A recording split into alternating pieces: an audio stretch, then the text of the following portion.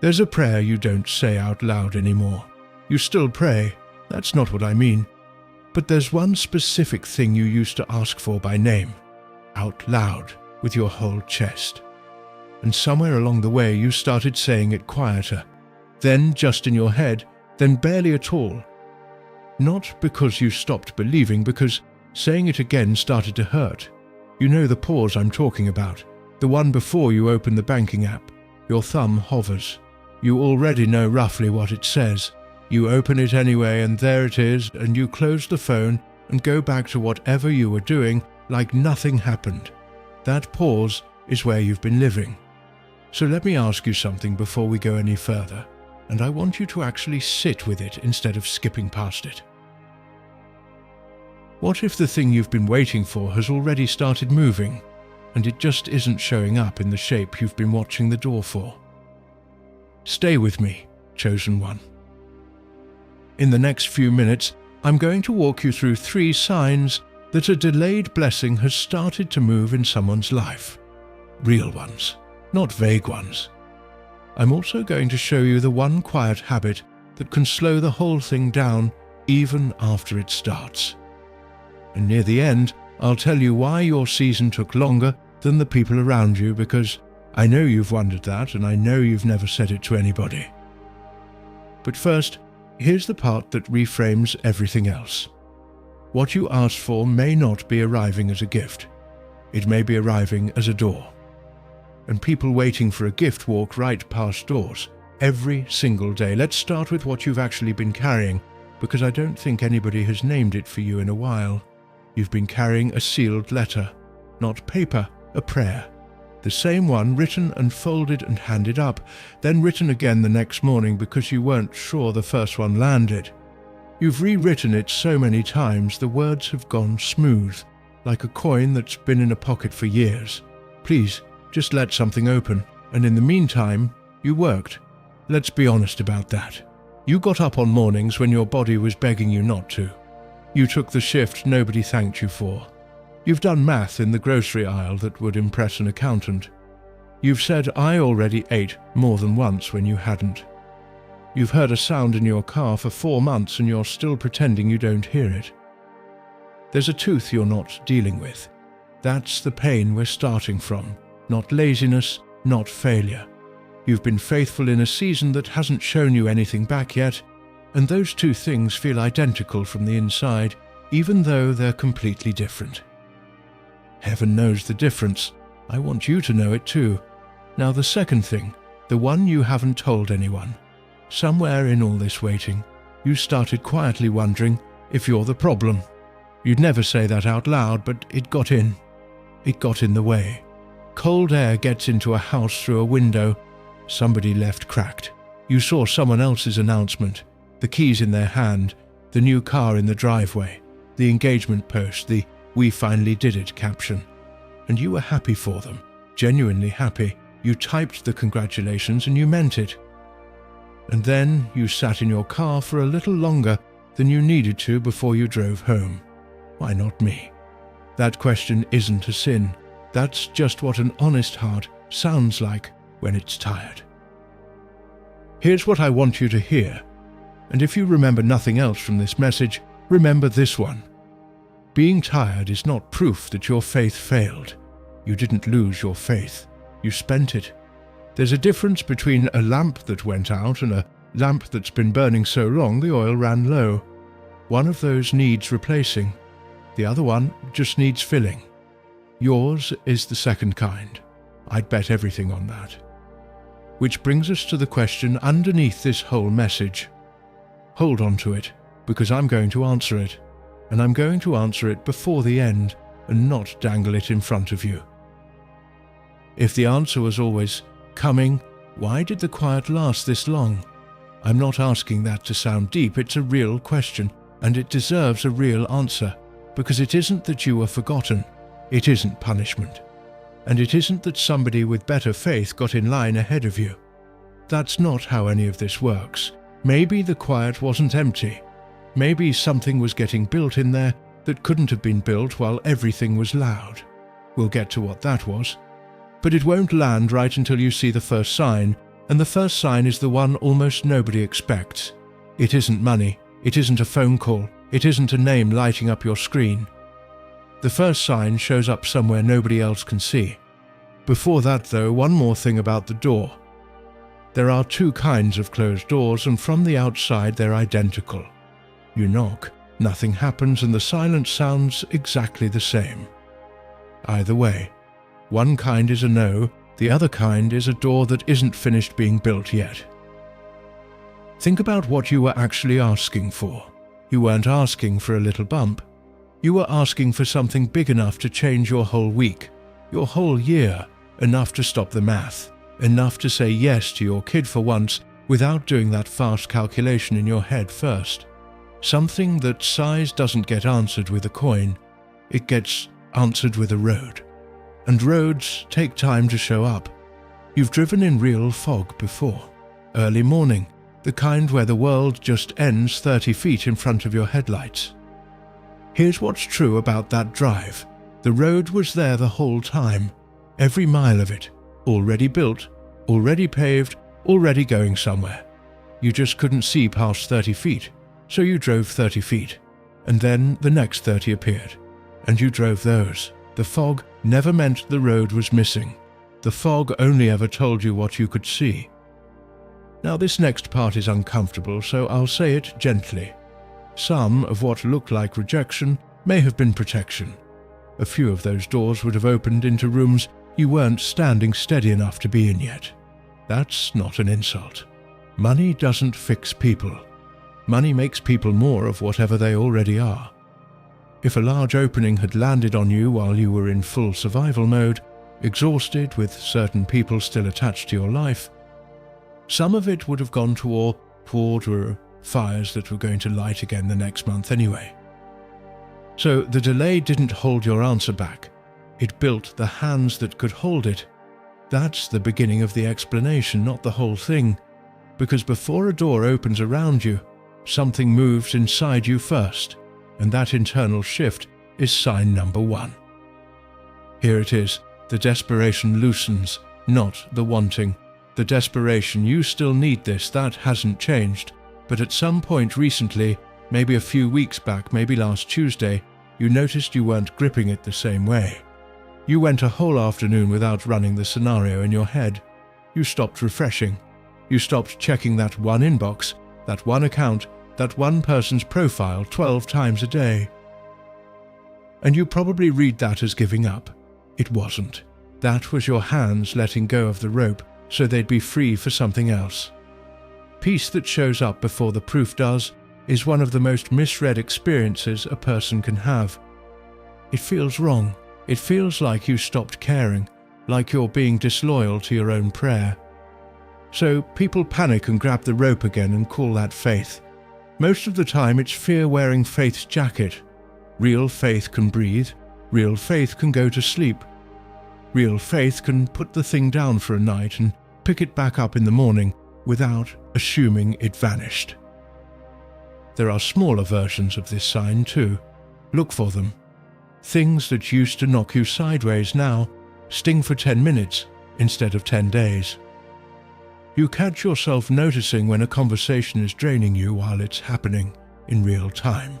You think calmly, I don't want to keep doing this, and there's no storm attached to the thought, just a fact. Clarity almost always shows up first as boredom with your old life.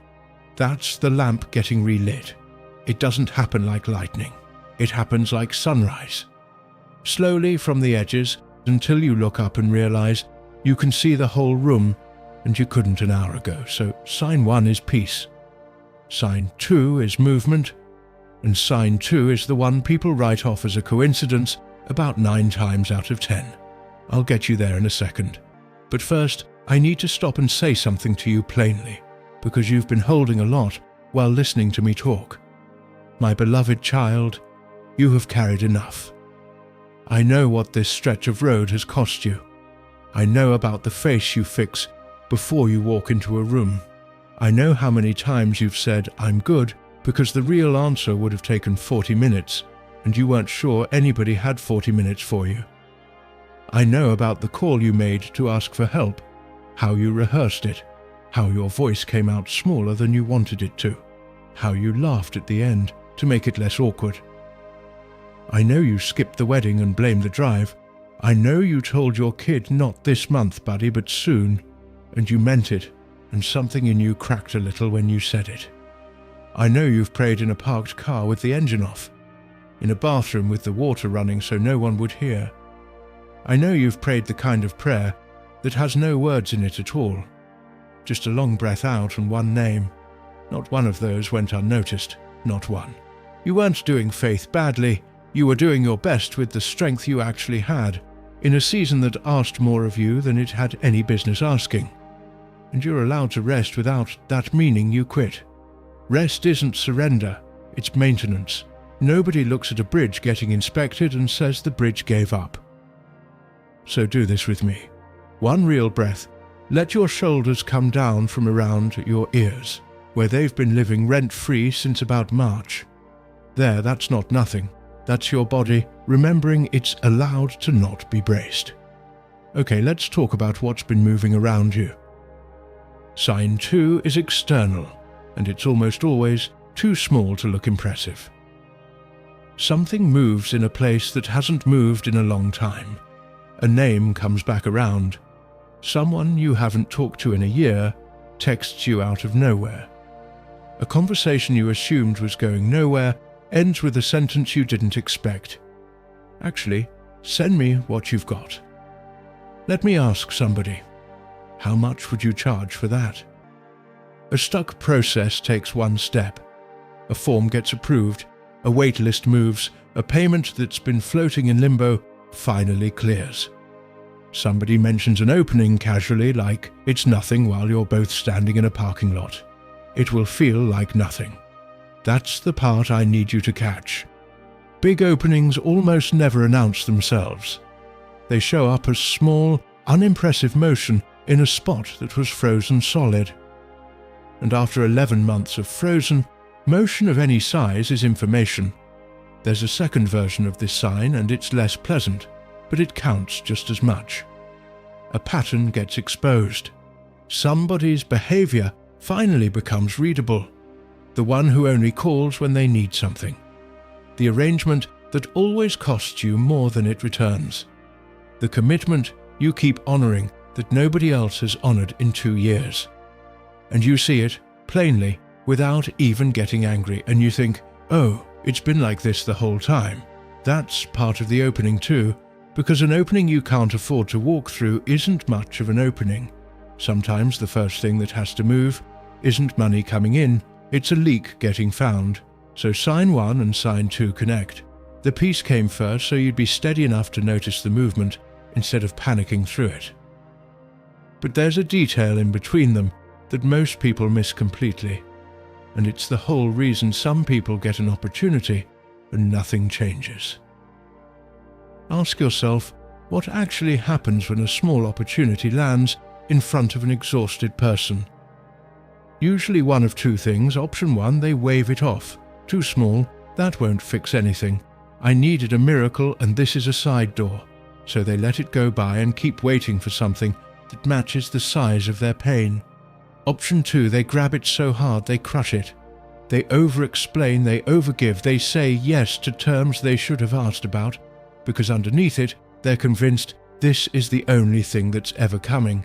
Same route, both times. Both of those come from a person who doesn't believe there's more where that came from. So the small movement isn't the blessing. The small movement is the question. And the question is, who are you now? Here's the thing though, you've already started answering differently. I don't know if you've noticed. You asked a clarifying question instead of just nodding. You said, let me think about it and get back to you tomorrow. You looked at the actual numbers before agreeing. You told someone the truth about what you could and couldn't do, and you braced for the fallout and there wasn't any. A year ago that wasn't you. Which brings us to the center of this whole message. The thing I most want you to walk away with. You've been praying for an amount. You've been getting built into someone with an ability. Read that again slowly, because it took me a whole message to earn the right to say it. An amount fixes a month. An ability fixes a decade. Be honest with me for a second, and be kind to yourself while you're honest. If a lump sum had landed on you 18 months ago, right in the thick of it, when you were running on 4 hours of sleep and surrounded by people who only surfaced when you had something to give, where would it have gone? Some of it to obligations that were never really yours. Some of it to proving to certain relatives that you were doing just fine. Some of it to relief which you absolutely deserved, and I won't say a word against. And then, within a season, the pressure would have come back. Same room, same door, same feeling, plus a new layer of shame about how fast it disappeared. That's not a character flaw. That's what happens when water goes into a container that still has cracks in it. So the delay wasn't withholding, the delay was repair work. Every closed door taught you something about which doors were even worth knocking on. Every person who evaporated taught you the difference between support and an audience. Every month you had to plan carefully built a skill that people who've always had money genuinely do not have. And every time you kept your word when it was inconvenient, when it cost you, when nobody would have known, you were building a reputation that is already working in rooms you've never walked into. You thought you were losing years. You were accumulating something years can't buy. Chosen one. That's what the word means here. Not that you're above anybody. Not that you got picked while someone else got skipped. It means your life is being treated like it's capable of holding something heavy. And capacity is never handed out. It gets built. Building it hurts. You did it anyway. You don't have to be perfect to be trusted with something. You just have to be teachable. And you have been teachable in the most expensive way there is.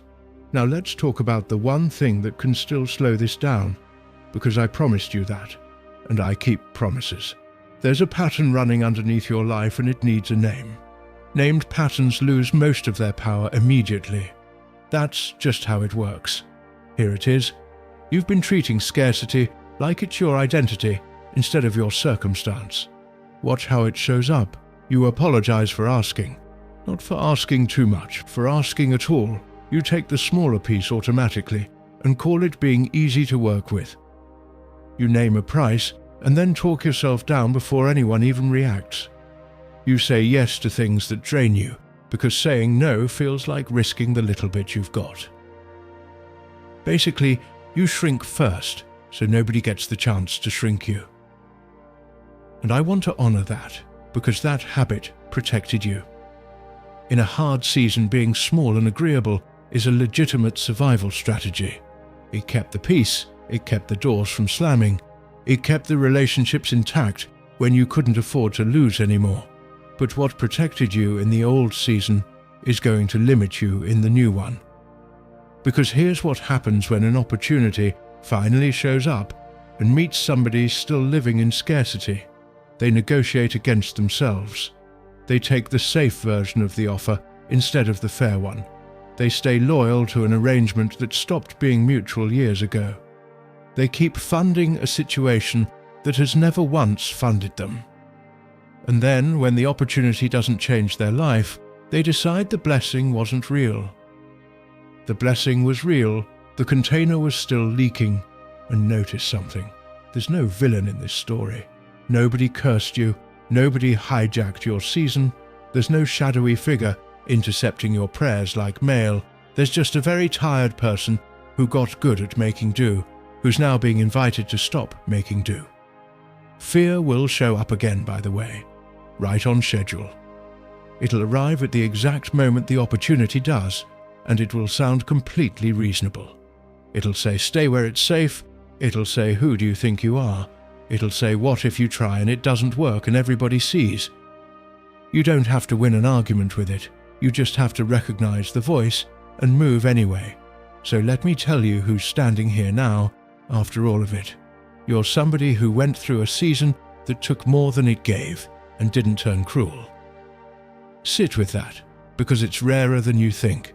Pressure makes a lot of people hard.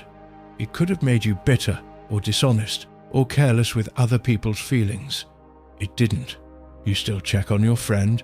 You still tell the truth when a lie would be smoother. You still hand somebody $20 when you've barely got it. That's not naive. That's character that got stress tested and held. You're also somebody who can read a room now. You know the difference between someone who's interested in you and someone who's interested in what you can do for them. You learned it the hard way. The tuition was brutal, and that education doesn't expire. You know how to build a plan with limited resources. Do you understand how uncommon that is? Most people learn to manage having enough. Very few learn to manage not having enough. That's the harder class, and you didn't drop it. And you kept a small light going through a long night. It wasn't always bright. Some weeks, it was barely a spark you were cupping your hands around. It never went all the way out. Your pain gave you information. It doesn't get to give you your name. Your name is not the one who's behind. It isn't still waiting. It isn't the one it didn't work out for. You're somebody being prepared for responsibility. And responsibility is what a blessing looks like before it gets comfortable. All right, sign 3, the strongest one. This is the one that ties your pain, your delay, your peace, and your opening into a single line you'll actually be able to see. You stop chasing. You start getting asked. For a long time you were the one reaching, sending the messages, following up on the follow-up, explaining your value to people who were half listening while checking their phone. The shift looks like this. Somebody comes to you.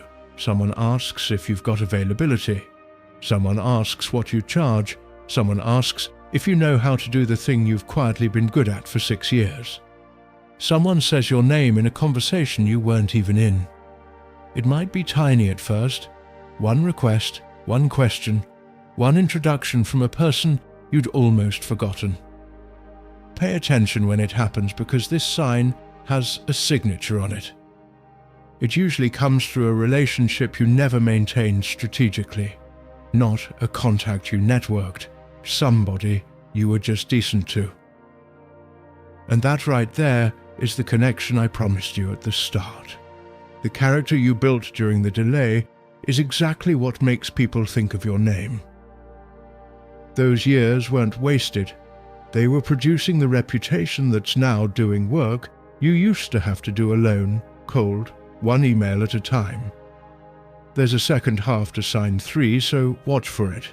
The moment the opportunity shows up, you'll feel a small, very specific hesitation. Not panic, just a flicker. A voice suggesting you're not quite qualified yet, that you should wait until you're more ready, that you should quote low so they don't change their mind. That flicker is the last echo of the old season, and it usually shows up about 4 seconds before the best thing that's happened to you all year. The final sign isn't dramatic, but you won't be able to mistake it. Somebody is going to reach toward you, and you'll get to answer as the person you've become instead of the person you were when you were scared. Now let me be straight with you about what breakthrough actually means, because I'm not going to promise you things I can't promise. I'm not telling you a specific number is hitting your account on a specific day. I'm not telling you a particular person is coming back. Anybody who tells you that is selling you more waiting, and you've already paid for enough of that. Here's what real breakthrough looks like. It means you can think about money instead of only feeling afraid of it. You open the app and look at the actual number instead of guessing, because the number stopped being a verdict on your worth. It means an opportunity shows up and you evaluate it calmly instead of dismissing it or clutching it. It means you can say, "That doesn't work for me," and survive the silence that comes after. It means the leak gets fixed. The arrangement that's been quietly bleeding you ends, and it ends calmly without a scene. It means you take one step you've been dodging for a year, and the step turns out to be smaller than the dread was. It usually is. And more often than people expect, income changes shape before it changes size. One new client, one extra shift that leads somewhere. A conversation that turns into a second conversation. a skill you already had, finally getting seen, a plan that finally works on paper. That's how life-changing usually starts. Not a flash of light, a road showing up 30 feet at a time in fog that hasn't fully burned off yet. So the congratulations in the title of this message isn't for something that arrived in the mail, it's for the fact that you've become somebody who can spot an opening, walk through it, and hold on to what's on the other side. That's the blessing. Everything else is what the blessing produces. Now the practical part, because a message that never turns into an action is just a nice feeling, and nice feelings wear off by Thursday. 3 things, small enough that you can actually do them this week. First, look at your real numbers, not the guess. 1 page handwritten if you want, what comes in, what goes out, what you owe. Most of the fear you carry about money isn't caused by the numbers. It's caused by not knowing them because your mind fills the blank with the worst possible version every time. 1 honest page will shrink that fear more than a month of worrying will. It'll be uncomfortable for about 10 minutes. Then it turns into relief and you'll wonder why you waited. Second, make 1 honest ask. 1. Send the message you've been writing in your head for 3 weeks. Ask about the position. Tell the person you're available for work. Follow up on the thing that went quiet in April. Ask the friend for the introduction. And do not open with an apology. Say what you do and what you're looking for, plainly. You're not begging anybody. You're telling someone there's a chance to work with a person who keeps their word, which is rarer than they'd guess. Third, close 1 leak, pick the smallest one so you actually do it, not the biggest one so you can feel noble about planning it. The subscription you forgot about, the favor that quietly became an obligation, the commitment you're the only one still honoring. 1 respectful sentence. I'm not able to keep doing this. No essay, no defense. Boundaries aren't cruelty. They're how you protect what you've been given long enough for it to grow into something that helps other people later. And if you want a 4th, give yourself 10 quiet minutes with the phone in another room. Say out loud what you need, then stop talking and just sit there. That sealed letter you've been rewriting for 2 years. You can put it down now. It was received the first time. If it feels right, and only if it does, write this in the comments as a reminder to yourself, not as a requirement for anything. My breakthrough has begun. I am walking into clarity. Say it out loud before you type it. Notice what your body does. A lot of people feel resistance the first time, which is normal. Resistance just means the sentence is unfamiliar. Say it again anyway. You're not convincing heaven with those words. Heaven isn't waiting on your typing. You're telling yourself the truth in a voice you can actually hear. And after a long stretch of saying frightened things to yourself, that matters more than it sounds. And when you scroll those comments, notice something. There are a lot of you down there. People rebuilding after a year that took everything. People starting over at an age when they figured they'd be settled by now. People working 2 jobs and still believing. People setting a boundary for the first time in their adult lives and finding out how strange it feels.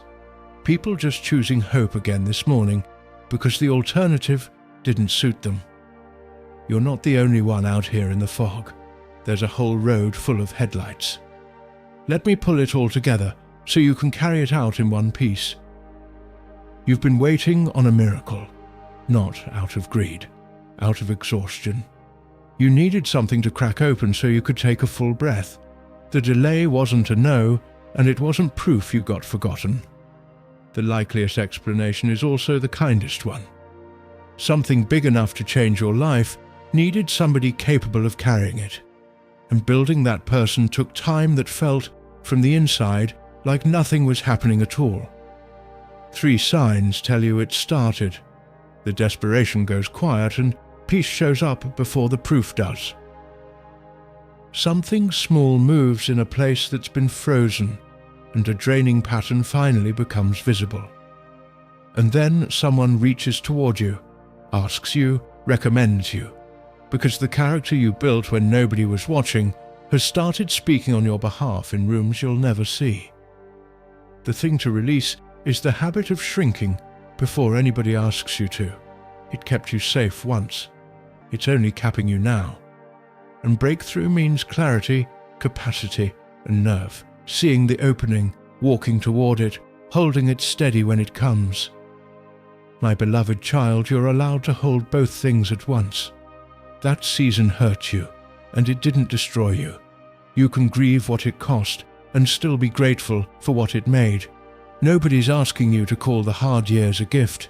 You only have to admit you came out of them wiser than you went in. Be grateful for the ones who stayed. Be grateful for the version of you who kept showing up on the days it didn't make sense to. And honestly, be a little grateful for 2 or 3 of the doors that stayed shut. The lamps lit again. The fog is thinning at the edges. And that letter you sealed 100 times was opened and read a long time ago. If these messages help you find courage and steadiness while you're rebuilding, you're welcome to subscribe and keep walking with us. Nothing depends on it. You're already loved exactly as you are, whether you tap anything today or not. Next time I want to talk about the signs that a closed door was actually protection, because a few of you are still carrying a no you haven't forgiven yet. Here's the one thing I want you to keep, chosen one. You didn't lose those years. You were being built in them. So when the small thing shows up this month, and something ordinary probably will, through some ordinary person, don't measure it against the size of your pain. Measure it against the direction you want to go.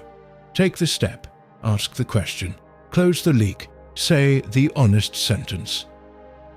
The road only ever shows you 30 feet at a time. That's always been enough. Drive.